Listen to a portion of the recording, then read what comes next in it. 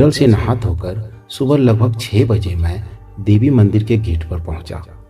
यहाँ के रीति के अनुसार सर्वप्रथम द्वारपाल श्री गणेश के मंदिर में पूजा करने के बाद मैं देवी कामाख्या के दर्शन के लिए चल पड़ा।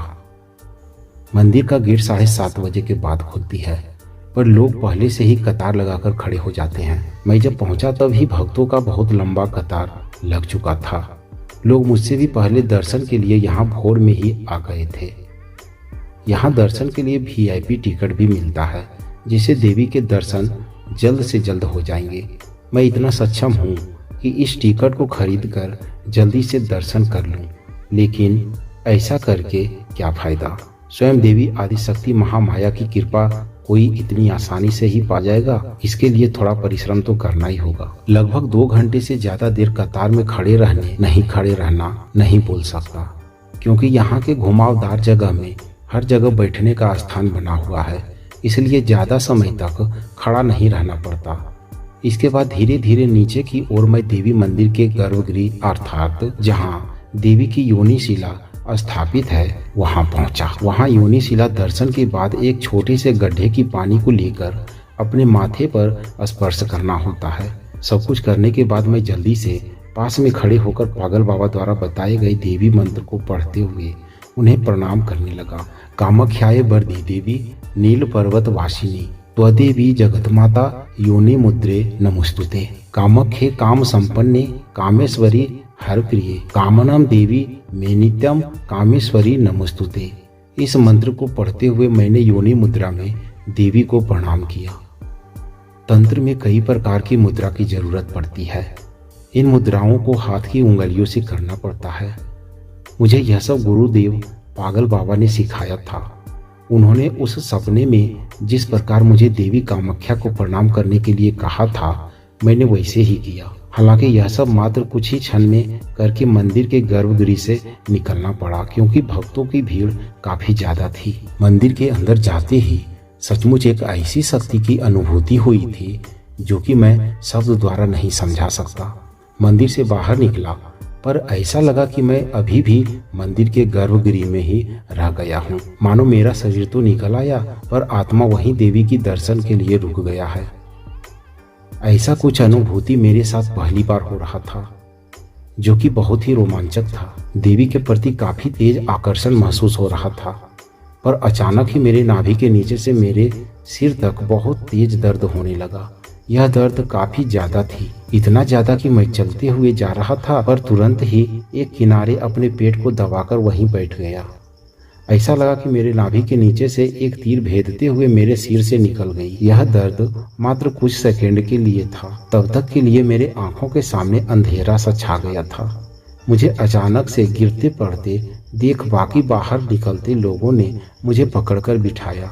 लगभग 3-4 मिनट में वहीं बैठा रहा। दर्द कुछ ही सेकंड में खत्म हो गई, पर उसने मेरे पूरे शरीर को झकझोर दिया था। आखिर यह क्यों हुआ, इस बारे में मुझे कुछ भी समझ नहीं आया। जब वहां से उठा तो शरीर के अंदर कुछ महसूस हो रहा था। दिमाग व धड़कन काफी शांत हो गए थे। अपने शरीर का भार बहुत ही हल्का महसूस हो रहा था। ऐसा कुछ महसूस मुझे एक बार तारापीठ में भी हुआ था, जब मैं पागल बाबा के साथ पहली बार तंत्र मंत्र से जुड़ा था। मंदिर से बाहर आकर मैं मंदिर के चारों तरफ घूमकर सब कुछ ठीक से देखने लगा। कल जब यहाँ आया था तो हल्का अंधेरा हो गया था, इसलिए ठीक से आसपास नहीं देख पाया था। अब ध्यान से देखा तो मंदिर के दीवारों पर बहुत सारे देवी मूर्ति बने हुए थे।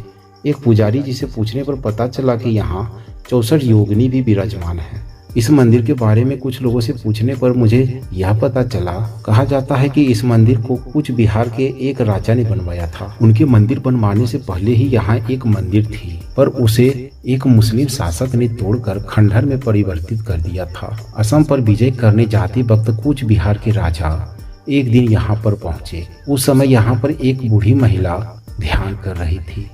उसी ने राजा को बताया कि यहाँ स्वयं देवी महामाया कामेश्वरी योनि शिला में विराजमान है।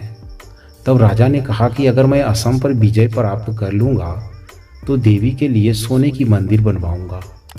कूच बिहार के राजा ने असम पर तो विजय प्राप्त कर लिया, पर वो मंदिर बनवाना भूल गए। उस वक्त वो काशी में भ्रमण करने गए थे। तब एक रात उन्हें स्वप्न दिखाई दिया कि एक छोटी सी लड़की उनसे कह रही है तुम असम तो जीत गए, पर मेरे सोने का मंदिर बनाना भूल गए। इसके बाद जल्दी से वो कूच बिहार पहुंचे और इस बात पर उन्होंने कई ब्राह्मणों से चर्चा की।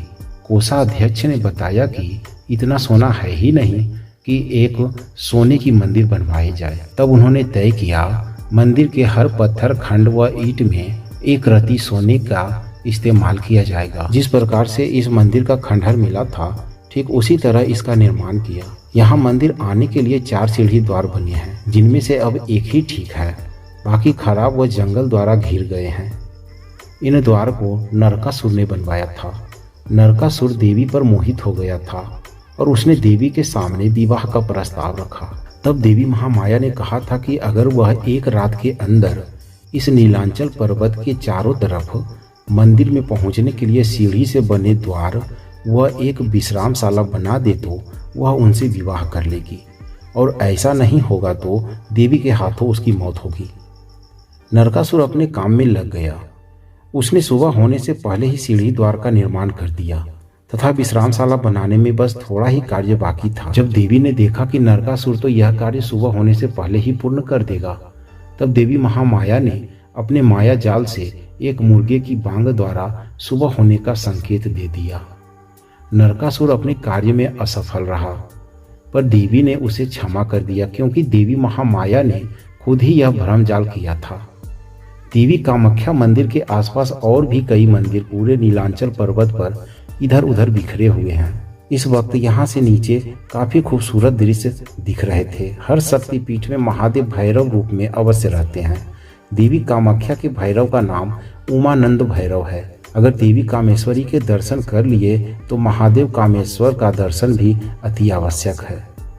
मुझे पूछताछ करके पता चला कि उमानंद मंदिर ब्रह्मपुत्र नदी के बीच बने एक टापू पर स्थित है। देवी कामाख्या मंदिर पर लगभग घंटे भर बैठने के बाद उमानंद मंदिर जाने के लिए ब्रह्मपुत्र नदी के किनारे पहुंचा। यहाँ से फेरी बोट द्वारा उस टापू पर लोग आते जाते हैं।